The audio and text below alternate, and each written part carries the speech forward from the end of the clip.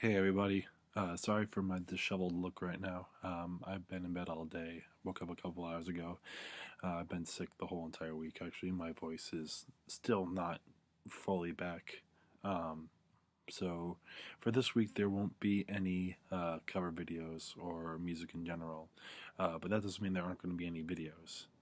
In fact, today starts a 5-part video that I'm going to be putting out one every single day up until the Grammys, uh, which is this Sunday.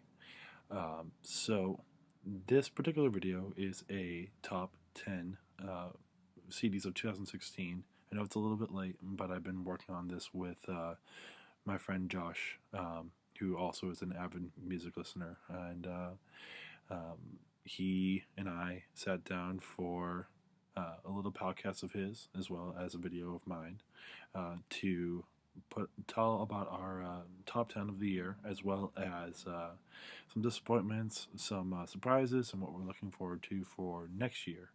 Um, we recorded this yesterday, so apologize again for my voice. I'm trying my hardest, but I think we came up with some really good stuff. It was an hour and a half long, though, so this is why I am breaking up into 5 parts. So if you like this, of course, like, comment, subscribe, and share this video. And let me know what you think about your favorite albums of 2016, or what you're very interested in listening to in 2017. And also, quick disclaimer: this is our opinions. Though sometimes we don't sound as educated as we should be about music. These are strictly our opinions. If we said anything in particular that you think is wrong, feel free to criticize, but constructively as well. Um, like, we listened to so many albums this year, it's really hard to remember every single fact of every single album that we listened to. So if you like this, look forward to the next part, which should be coming out tomorrow. And if you like hearing Josh's voice, he has a podcast called We Sorta Know, which he's starting up right now, and you can go check out his podcast as well. Till then, I'll see you tomorrow. Peace. Hello, everybody. I have a special guest with me today. Hello. This guy's name's Josh, one of my good friends, and also a purveyor of music. And we're here today because we decided to make a top 10 list of 2016, because we're not at all behind on that. But since the Grammys are going to be this weekend, we decided it would be a good time to talk about what we liked from 2016 as compared to what the Grammys are telling you what is good. So we're each going to go through our list and discuss it, and then talk about some surprises, some disappointments, and what we're looking forward to in 2017.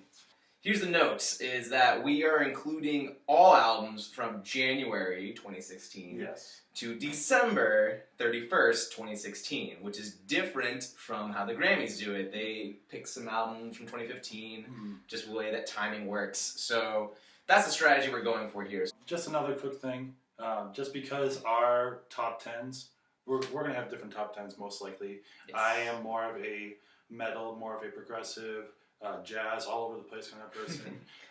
Josh? And I'm more of a R&B, indie rock, explorer of sorts. Right. So if you don't hear your favorite album on here, it's not necessarily because we don't like it. It could be that it's just outside, or we never even got to listen to it. I probably listened to about 100, 125 albums this entire year.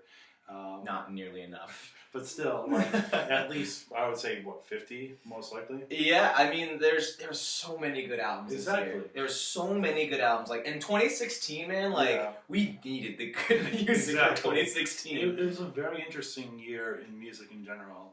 Yes. As we'll keep talking about. But, me personally, I didn't get to listen to Lady Gaga's new album. I didn't get to listen to a lot of people that are pretty popular. So don't hate on me. You can say in the comments if you want, like, Yeah. what if you have an album that I've never heard about, I'll take a Put listen like to a it. big asterisk Yeah, saying like, that fuck, opinions only. Exactly. This is what we've listened to. There are a lot of albums out there that I'm still gonna listen to them, and I'd love to hear what everyone's thoughts are on their albums. All right, let's get started. Yeah, so number 10. Number 10 for me, it's it's a CD called Jacob Collier, and his CD is called In My Room. It's his debut album.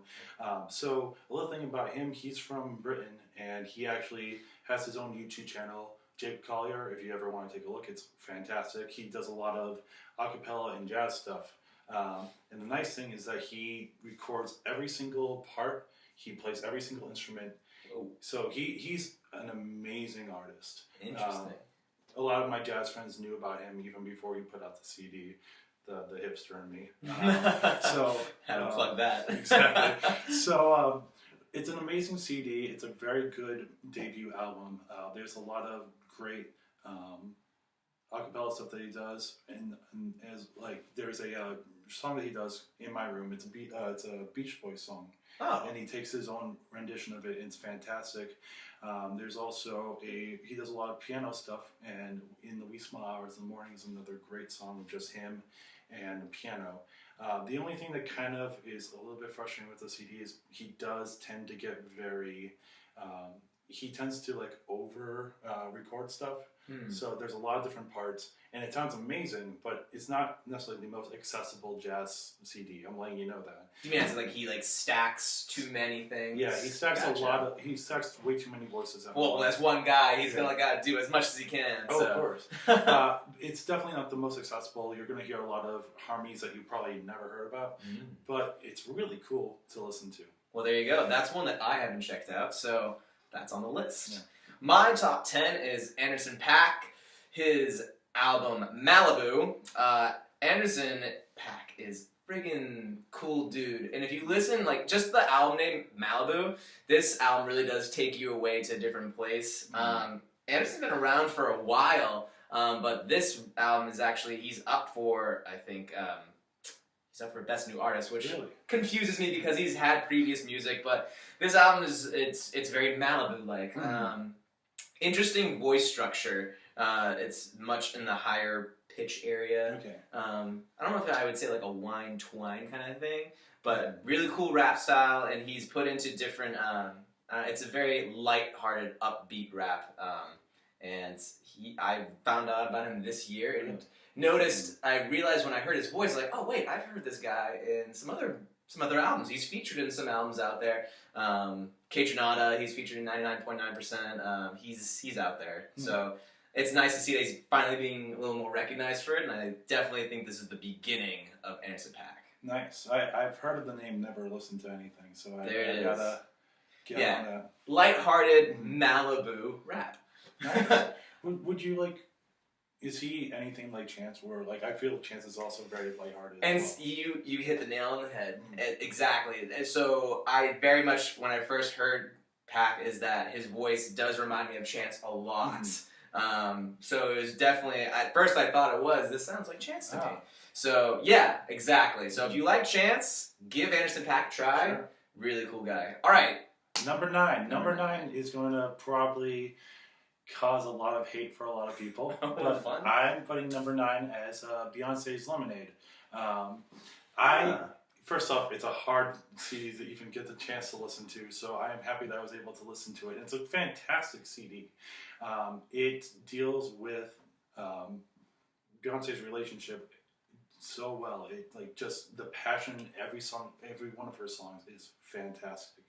I am happy to have listened to it. Do I think it's as amazing as everyone else believes it is? I don't necessarily. I think that there are 8 CDs better, and that's just my particular taste in music. I will commend it to I would say, compared to her last CD, it's much more mixed. There's a lot of rock. There's a lot of, there's even like a little bit of a country in it, and every one of them work. The weird thing to me, and I mean, I don't know as much about her CD as many others, but if it is strictly about her relationship with Jay-Z, I feel like her last song, Formation, doesn't really fit in the same thing. It's the song for if you don't know, it's the song that she debuted at the Super Bowl last year, and it has more of a political lyrics to it. So going from Jay-Z, Jay-Z, Jay-Z, Jay-Z, Jay-Z, Jay-Z, political seems a little bit weird. But at the end, it's a fantastic CD, and I'm happy to have had it in my top 10. Definitely. I do agree with you there that the idea that Beyonce really does go into all those songs full heart. You can just you feel the power of Beyonce in every single one of those songs, no matter the genre that she's attacking. So definitely a solid choice. Beyonce, gotta give Queen Bee. Yeah, and gotta give her some credit. And there's some great people. Jack White's on it. There are. Yeah, you're right. Lamar's on it. As well as The Weeknd. So a lot of great artists as well. Swoon. My number 9 is Drake. It is Views. This is. There's solid hits in this song. It's number 9 because obviously I have 8 more that are a little more worthy, but I had to give Drake credit where credit is due. My Canadian Jew, my Jew bro.